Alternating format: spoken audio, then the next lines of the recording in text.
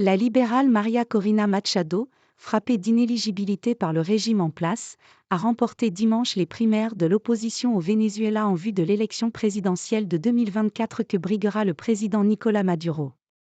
Frappée d'inéligibilité, mais en tête pour représenter l'opposition vénézuélienne.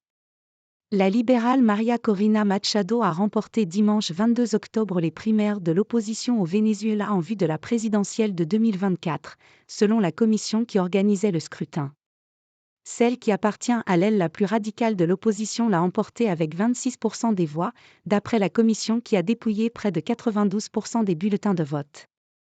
Son plus proche rival, Carlos Prosperi, qui avait dénoncé des irrégularités dans le processus, a obtenu 5% des suffrages, les autres ayant obtenu moins de 1% des voix.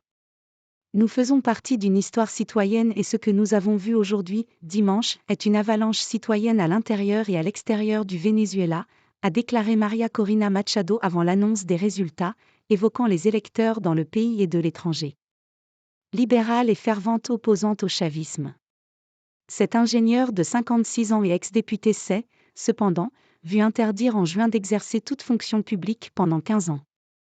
Une inéligibilité que les États-Unis, qui ont allégé cette semaine les sanctions contre le Venezuela au lendemain de la reprise du dialogue entre le pouvoir et l'opposition, pousse à faire lever. Maria Corina Machado, qui s'est imposée par ses discours directs et sans concession, est accusée par le régime de Caracas de corruption et d'avoir soutenu les sanctions de la communauté internationale contre le Venezuela. Fervente opposante au chavisme du nom de Hugo Chavez, figure de la gauche radicale latino-américaine et défunt prédécesseur de Nicolás Maduro, elle veut imposer une économie libérale, avec notamment la privatisation des entreprises publiques. Peu à peu, elle s'est arrogé le monopole de l'alternative à l'opposition classique, dont les échecs répétés ont lassé les militants, analyse Luis Vicente León, directeur de l'Institut de sondage Dataanalysis.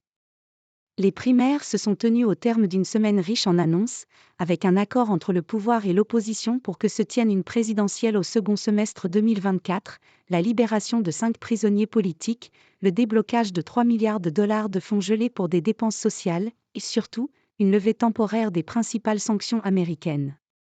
Le dialogue entre opposition et gouvernement, qui s'est tenu à la Barbade sous les auspices de la Norvège, n'a cependant pas suffi à résoudre la question de l'inéligibilité de la plupart des leaders de l'opposition et notamment celle de Maria Corina Machado. Washington lie l'allègement prolongé des sanctions à une amélioration de la situation politique dans le pays et a dit s'attendre à ce que tous les candidats puissent se présenter aux élections générales de 2024. Des bureaux de vote improvisés dans la rue. L'opposition n'a pas reconnu la réélection de Nicolás Maduro, en 2018, lors d'un scrutin largement considéré comme frauduleux et non reconnu par de nombreux pays. L'année suivante, Washington a renforcé contre Caracas les sanctions imposées pour la première fois en 2015 en raison de la répression brutale de manifestations antigouvernementales. Bien que son parti ne l'ait pas encore officiellement proclamé, Nicolás Maduro briguera sans doute un 3e mandat de 6 ans l'année prochaine.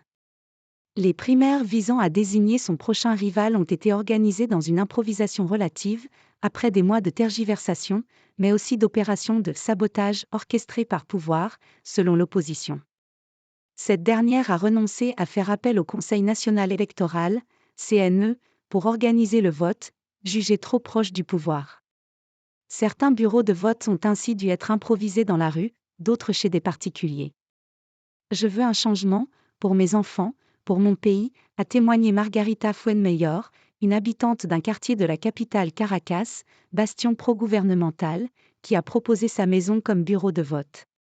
Le Venezuela a vu son PIB se contracter de 80% en 10 ans, ce qui a poussé plus de 7 millions de personnes à fuir le pays depuis l'effondrement de son économie, selon l'ONU. Avec AFP.